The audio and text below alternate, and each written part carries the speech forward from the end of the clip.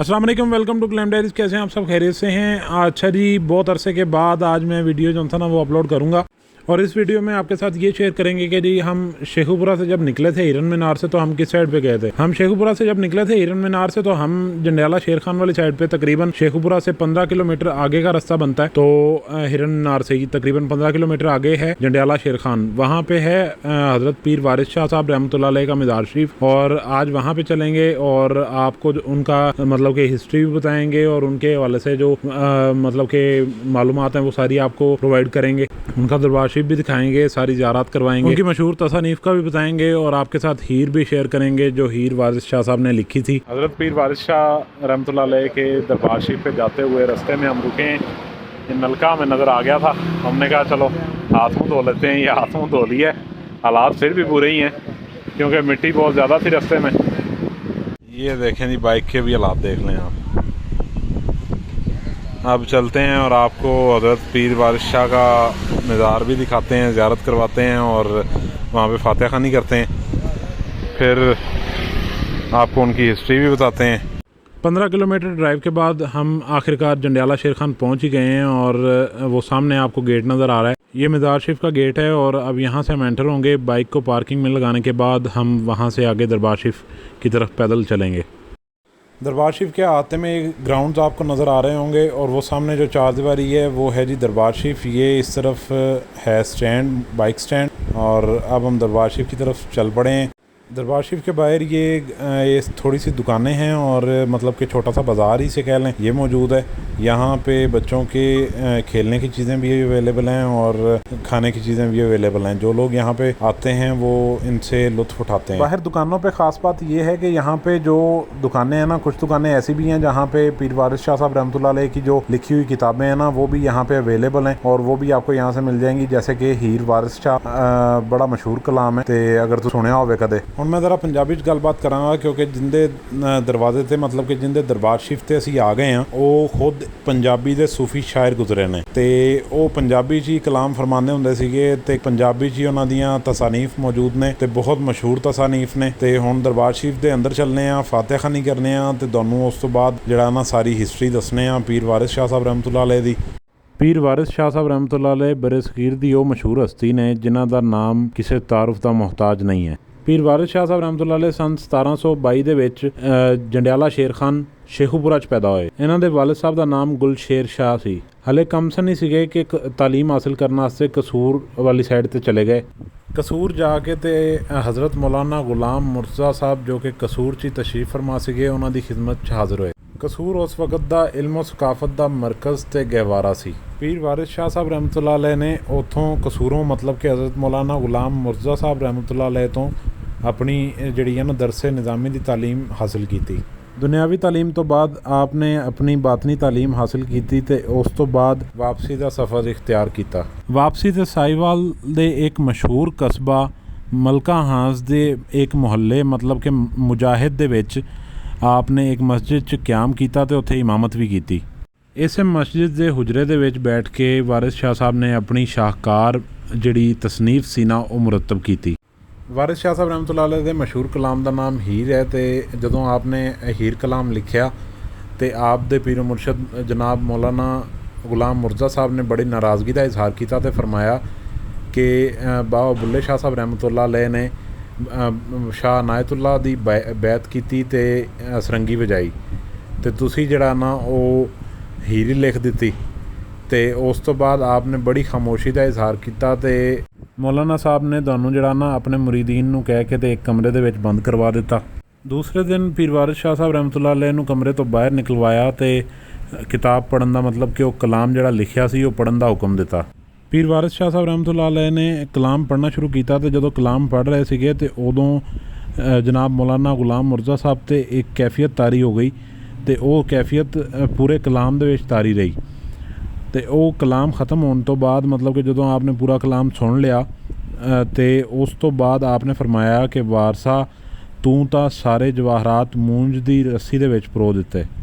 ਆਹ ਉਹ ਪਹਿਲਾ ਫਿਕਰਾ ਸੀਗਾ ਜਿਹੜਾ ਇਸ ਕਲਾਮ ਦੀ ਕਦਰੋ ਮੰਜ਼ਲਤ ਨੂੰ ਜ਼ਾਹਿਰ ਕਰਦਾ ਹੈ।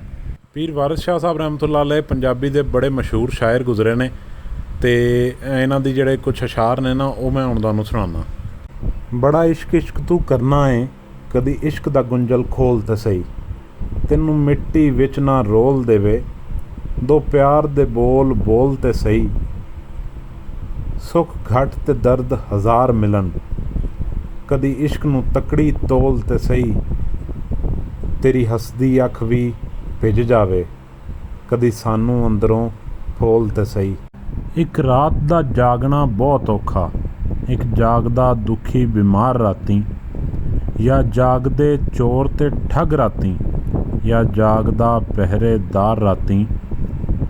ਜਾਂ ਜਾਗਦਾ ਇਸ਼ਕ ਦੀ ਰਮਜ਼ ਵਾਲਾ, ਜਾਂ ਜਾਗਦਾ ਯਾਰ ਦਾ ਯਾਰ ਰਾਤੀਂ। ਵਾਰਿਸ ਆਖਰ ਸਭ ਸੋ ਜਾਂਦੇ, ਬਸ ਇੱਕ ਜਾਗਦਾ ਪਰਵਰਦਿਗਾਰ ਰਾਤੀਂ। ਕਿਆ ਖੂਬਸੂਰਤ ਪੰਜਾਬੀ ਦੀਆਂ ਗਜ਼ਲਾਂ ਅਤੇ ਨਜ਼ਮਾਂ ਪੀਰ ਵਾਰਿਸ ਸ਼ਾਹ ਸਾਹਿਬ ਰਹਿਮਤੁल्लाह अलैह ਨੇ ਲਿਖੀਆਂ ਨੇ ਅਤੇ ਕਿਆ ਖੂਬਸੂਰਤ ਅਸ਼ਾਰ ਕਹੇ ਨੇ। ਤੁਹਾਨੂੰ ਦਰਬਾਰ ਸ਼ਰੀਫ ਦੀ ਜ਼ਿਆਰਤ ਕਰਵਾ ਦਿੱਤੀ ਹੈ ਅਤੇ ਹੁਣ ਜ਼ਰਾ ਦੂਸਰੀ ਸਾਈਡ 'ਤੇ ਚੱਲਦੇ ਹਾਂ। ਦਰਬਾਰ ਸ਼ਰੀਫ ਦੇ ਹਾਤੇ ਤੋਂ ਜ਼ਰਾ ਦੂਸਰੀ ਸਾਈਡ 'ਤੇ ਇੱਕ ਇੱਥੇ ਦੇ ਮਕਾਮੀ ਬੰਦੇ ਤੋਂ ਹੀਰ ਸੁਣਨੇ ਆ ਅਤੇ ਤੁਹਾਨੂੰ ਵੀ ਸੁਣਾਉਂਦੇ ਹਾਂ। ਉਮੀਦ ਹੈ ਤੁਹਾਨੂੰ ਵੀਡੀਓ ਪਸੰਦ ਆ ਰਹੀ ਹੋਏਗੀ ਅਤੇ ਚੈਨਲ ਨੂੰ ਸਬਸਕ੍ਰਾਈਬ ਕਰ ਦਿਓ ਜਲਦੀ ਜਲਦੀ ਅਤੇ ਵੀਡੀਓ ਨੂੰ ਲਾਈਕ ਵੀ ਕਰ ਦਿਓ। ਪੀਰ ਵਾਰਿਸ ਸ਼ਾਹ ਸਾਹਿਬ ਰਹਿਮਤੁल्लाह अलैह ਨੇ ਜਿਹੜੀ ਹੀਰ ਲਿਖੀ ਹੈ ਉਹ ਹੀਰ ਇਸ ਬਿਨਾਂ 'ਤੇ ਲਿਖੀ ਹੈ ਕਿ ਜਿਹੜਾ ਹੀਰ ਰਾਂਝੇ ਦਾ ਕਿੱਸਾ ਤੁਸੀਂ ਸੁਣਿਆ ਹੋਏਗਾ ਸਾਰੇ, ਜਿਹੜਾ ਨਾ ਬਚਪਨ ਤੋਂ ਵੀ ਸੁਣਦੇ ਆ ਰਹੇ ਹੋਵੋਗੇ ਕਿ ਹੀਰ ਰਾਂਝਾ ਇੱਕ ਮੁਹੱਬਤ ਦੀ ਦਾਸਤਾਨ ਹੈ ਅਤੇ ਬਾਕਾਇਦਾ ਸੱਚੀ ਦਾਸਤਾਨ ਹੈ।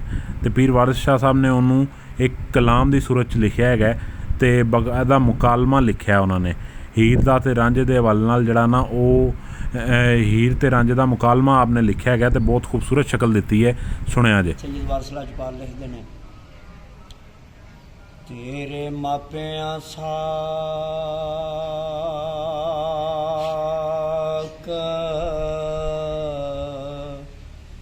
ਕਥਾ ਕੀਤਾ,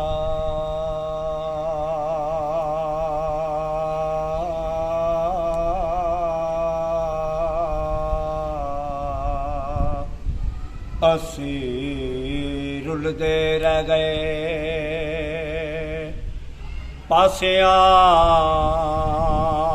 ਤੇ,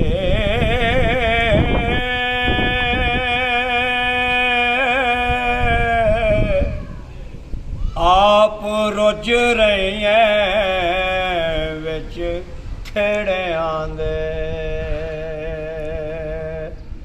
ਹੋ ਸਾਡੀ ਗੱਲ ਗਵਾਈਆ ਹੱਸਿਆਂ ਤੇ, ਬਹੁਤ ਆਲਾ ਸਾਨੂੰ ਮਾਰ ਕੇ ਹਾਲ ਬੇਹਾਲ ਕੀਤਾ, ਆਪ ਹੋਈਏ ਦਬਿਆ ਚਾਸਿਆਂ ਤੇ। ਸਾਡੇ ਤਿੰਨ ਮਨ ਦਹੀ ਮੈਂ ਫਿਦਾ ਕੀਤੇ,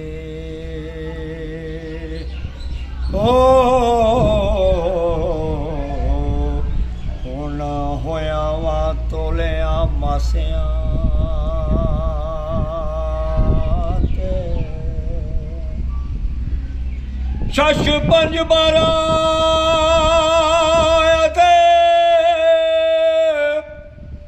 ਇਹ ਤਿੰਨ ਗਾਣੇ ਲਿਖੇ ਜ਼ਮਾਨੇ ਦੇ ਪਾਸਿਆਂ ਤੇ। ਵਾਰਿਸ ਸ਼ਾਹ ਵਸਾ ਕੇ ਜ਼ਿੰਦਗੀ ਦਾ,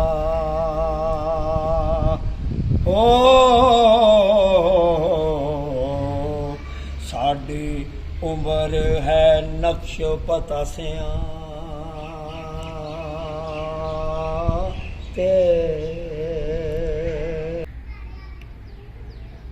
ਰਾਂਝੇ ਆਖਿਆ ਫਬਿਓ ਵੈਰ ਨੋਨੀ,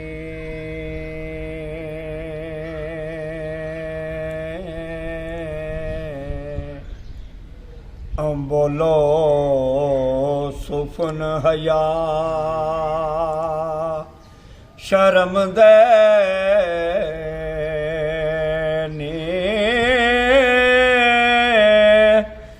ਦੁਨੀਆ ਖਾਬ ਖਿਆਲ ਦੇ ਬਾਤ ਸਾਰੇ ਹੋ ਕੋਈ ਨਹੀਂ ਵਸਾਏ ਦਮ ਦੇ ਨੀ ਝੂਠ ਗਿਬਤਾਂ ਵਿੱਚ ਗੁਲਤਾਨ ਰਵੋ ਹੁਕਮ ਨਹੀਂ ਹੋਏ ਇਸ ਕੰਮ ਦੇ ਨੇ ਹਵਾਰਸ ਫੇਲਾ ਨਾਲ ਖਵਾਰ ਹੋਏ ਹੋ ਨਸ ਹਦੀਸ ਦਾ ਮਨ ਹੀਰੇ ਓ ਅਸਾਂ ਹੋਰ ਵੀ ਕੰਮ ਕੁਝ ਕੀਜਨੀ ਗਏ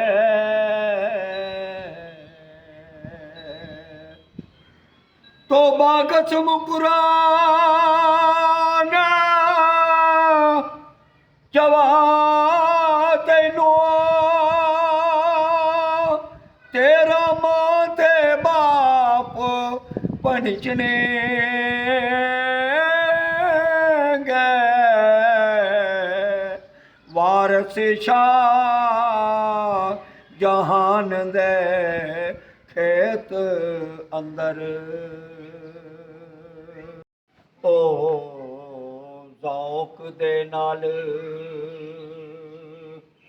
ਵਾਹਿਚਨੇ ਇੰਗੇ ਜਿਨ੍ਹਾਂ ਨਾ ਮੰਨਿਆ ਪਛੋਤਾਵਣਗੇ ਹਾਏ ਹੱਡ ਗੋਰ ਦੇ ਵਿੱਚ ਕਟਚਣੀ ਗਏ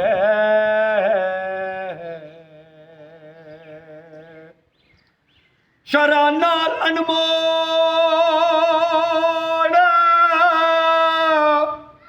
ਅਜੋੜ ਕਰ ਦੇ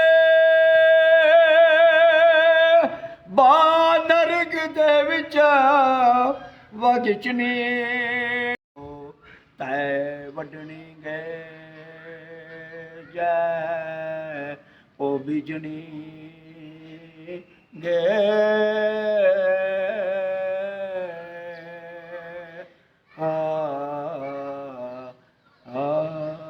नहीं जी, आपको हीर के भी कुछ अशार सुना दिए हैं और अब शेखुपुरा से निकल रहे हैं। यहाँ से जाना है आप कोट अब्दुल मालिक और वहाँ पे आकिब भाई की तरफ थोड़ा सा स्टे करना है और फिर आगे निकलना है। शेखुपुरा से वापसी पे अब हम रुके हैं खानपुर के नाल। इधर भी नलका लगा हुआ था और नलके से पानी भी है भाई। फ्रिज के पानी को पीछे छोड़ रहा है नलके का पानी। कमाल, बहुत। हाँ, ये आकिब भाई से पूछें। बहुत कमाल है, बहुत कमाल करने वाला। हाँ, और ये अब यहाँ की कुल्फ़ी बहुत मशहूर है, लेकिन हमारा कुल्फ़ी खाने का कोई प्रोग्राम नहीं बन रहा। हम कहा है कि आ जाएं, लेकिन ये नहीं मान रहे। नहीं, बस चलते हैं अब आगे। जो था ना, कोट अब्दुल मालिक जाके बैठते हैं कहीं, खाना खाना खाते हैं, कुछ करते हैं प्लान। उम्मीद करता हूँ आपको हमारी ये वीडियो पसंद आई होगी। वीडियो को लाइक कीजिएगा, चैनल को सब्सक्राइब कीजिएगा। आपसे होती है नेक्स्ट व्लॉग में मुलाकात इंशाल्लाह। अल्लाह हाफ़िज़।